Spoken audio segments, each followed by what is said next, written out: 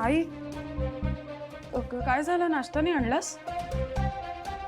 नाही, काय ग वंदे, काय झालं? उर्मिलाताईंनी आपल्यासाठी खायला बनवायला नकार दिलाय. बघितलंस? आणि तुम्हाला वाटतंय की माझा गैरसमज झालाय? दिव्या, जरा थोबाड बंद ठेव की.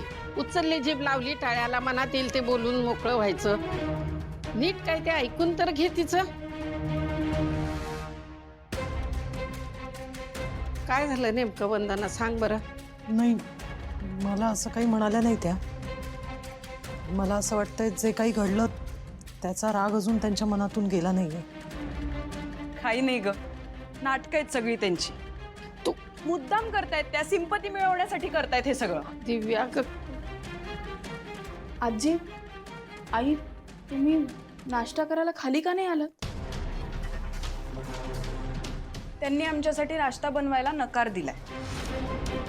मग आता खाली येऊन काय करू? ताटल्या वाजवू? दिव्या, जरा तुझ्या रागाला आवर घाल. काय आहे, मी नाही ऐकणार आहे आता तुमचं काही. अगं दिव्या, जरा डोसकं शांत ठेव की.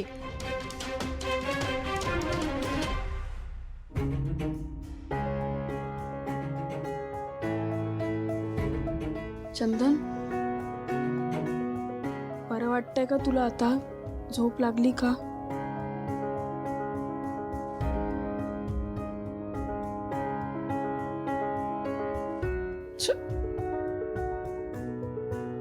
मला नाही विचारलंस?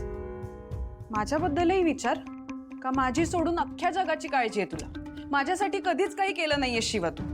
दिव्या, तुझ्यासाठी कोणीही काही केलं नाही ना, तरी मी कायम असे. मग मी पडले तेव्हा कुठे होतीस तू? गेली होतीस ना आपल्या नवऱ्यासोबत मज्जा मारायला. दिव्या ग, हे बघ शिवा, अगं खाली येऊन अजून काहीतरी वाद वाढले असते ना, म्हणून आम्ही आलो नाही. इथंच बरं आहे ग. ठीक आहे, मी तुमच्यासाठी नाश्ता घेऊन येते.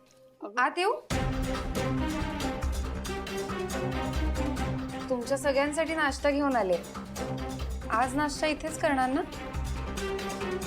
म्हणजे खाली आला नाहीत ना, म्हणून मला असं वाटलं. हो, बरं झालं तुम्ही घेऊन आलात. थँक्यू. हा,